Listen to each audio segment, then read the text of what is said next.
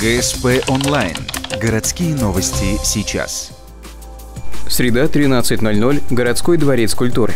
Начинается смотр-конкурс по страницам добрых книг. Он посвящен Году литературы в России и 70-летию Победы в Великой Отечественной войне.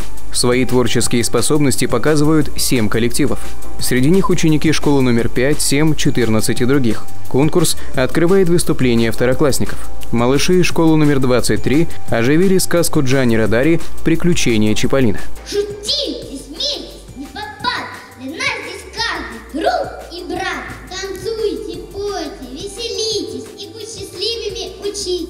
Конкурс проводится в 3 возрастных номинациях – начальная школа, среднее звено и старшеклассники.